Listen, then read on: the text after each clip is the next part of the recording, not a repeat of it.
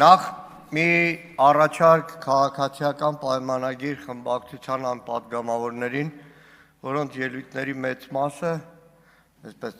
շպարգալ կերպով նվիրված է դաշնակցությանը։ Առաջարկս ամեն անգամ այդ նիստերից հետո մի քանի քայլ ներքև, կարծեմ Դեմիրճան 17 շենքի պատին փակցված է տարիներ շարունակ Հայաստանի կոմունիստական կուսակցության գաղափարական գծով քարտուղար Գալուստ Գալոյանի հուշատախտակը, որն ապրել է այնտեղ եւ գործել ցեկայի շենքում։ Ամեն անգամ ասնելուց ասեք ընկեր Գալոյան, հակադաշնակցական բոլշևիկյան կոմունիստական այն պայքարը, որ ծավալվել է Հայաստանում 70 տարի, ունի փայլուն ժառանգորդներ եւ մենք շարունակում ենք պայքարել դաշնակցության դեմ։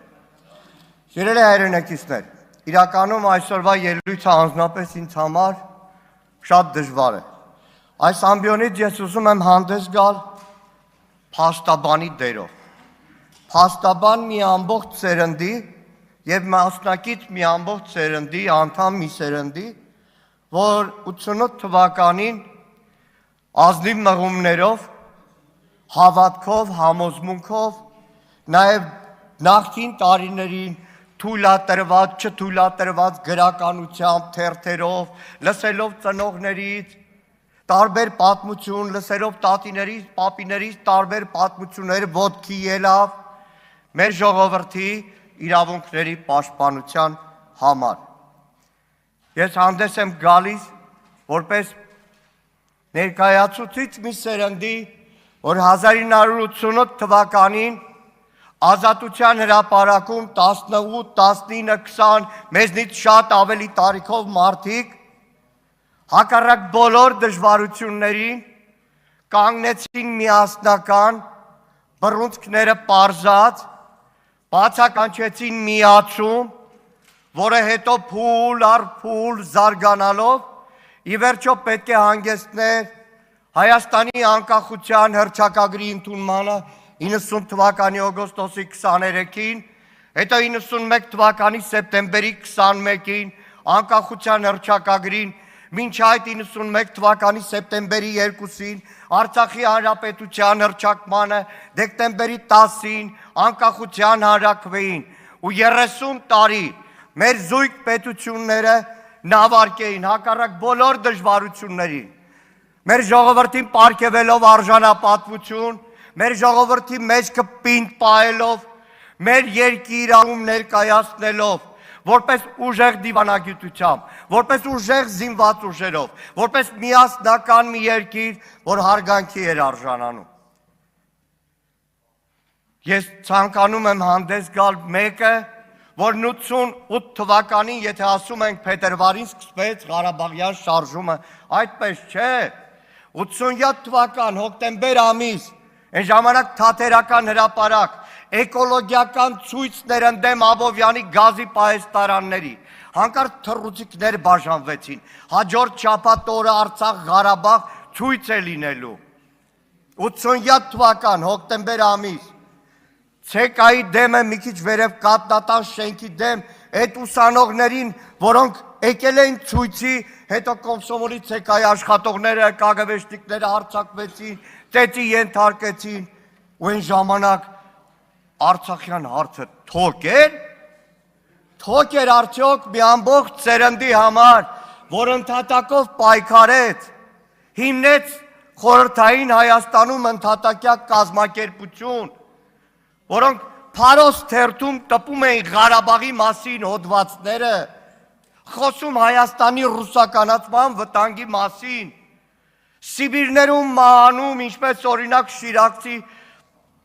Մկրտչյան իշխանը, ինչպես Զատիկյան Ստեփանը, ինչպես հարյուրներով մարդիկ բանտարկվում էին, այս դահլիճում էին նստած մարդիկ նաև, հիմա անգուցյալ են օրինակ Վազգենը Ղարախանյան։ Այդ սերունդը հանուն Արցախի, հանուն մեր ժողովրդի իրավունքների պայքարի ժամանակ թոքներ խորհրդային մեր ժողովրդի վզից հանում եւ երբեք չէր մտածում, որ մի օր գալու է մի իշխանություն, որն իր ապիկար գործունեությամբ ոչ միայն կորցնելու է այն ամենը, ինչ իմ սերունդը, ինձնից ավելի տարեկիցները եւ ավելի երիտասարդները, մեր դուշման վարդանները, պետոնները, ասկոլկաները, մյուսները, մեր վզից հանեցին այդ թոկը, իրական անկախության այդ ամբողջ զգացումը պարգևեցին, գալու է մի ապիկար, որ այդ ամեն ինչից զրկելու է մեր ժողովրդին եւ իր ամբողջ արած արդարացնելու համար տասնյակ սերունդների պայքարը համարելու է թոք։ Հիմա անկախության այս տրանսֆորմացիան, պետք է անկեղծ ասեմ, 88 թվականից արդեն ազատության հրապարակը քիչ սկսվում էր բաժանվել։ Աջ թևի վրա անկախականների խմբակն էր, խմբակ եմ ասում, որտեղ 88 թվականին դեռ անկախության կողմնակիցների այդ շարքերը շատ ավելի զորավոր չէին։ Երեք Ռուբեն Ռուբինյանն այստեղ ասում է, Անդրանիկ Քոչարյանը անկախության համար պայքարել է։ Պարոն Քոչարյան, լինենք անկեղծ։ 88 թվական սեպտեմբեր ամիս մերգելյանցիները միացման համար էին պայքարում, թե անկախության, լինենք անկեղծ, հետո տրանսֆորմացիայի 89-90 թվականին էր, որ անկախության գաղափարը շատ ավելի զորացավ, որտեղ այդ օրերի ազգային պայքարի առաջին շարքերում եւ մեծ մասը գիտակցում էր,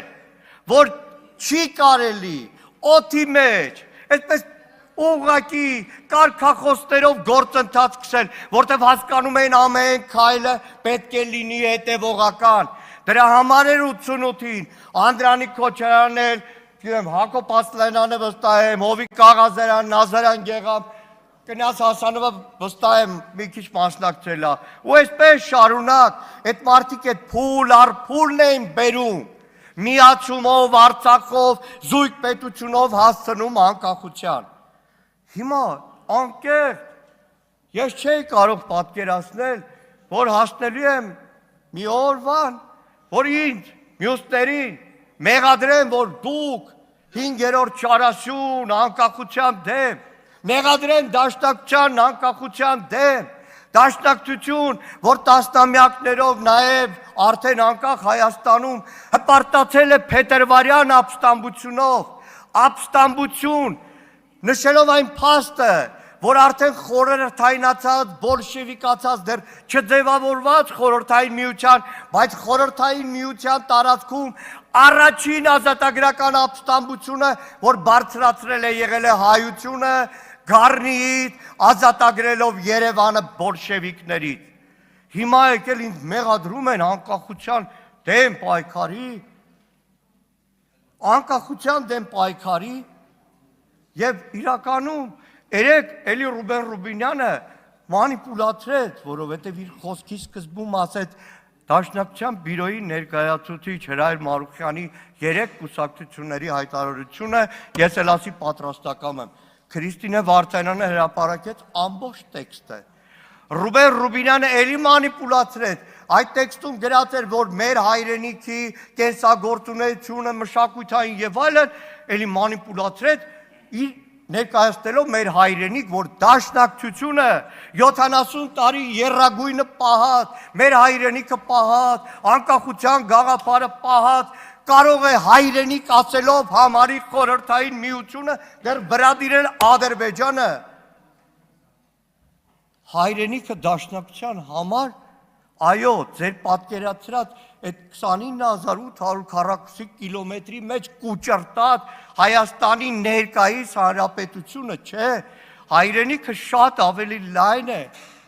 Եթե կուզեք ես տեսական, դաշնակցական դեռ 20-րդ դարի սկզբի, երբ չկար նույնիսկ անկախություն, դաշնակցության տեսաբանների Լևոն Շանթի, Գարեգին Խաժակի ուսումնասիրությունները հայրենիք, պետություն, ազգ, ժողովուրդ, գաղափարների մասին կարող եմ տրամադրել։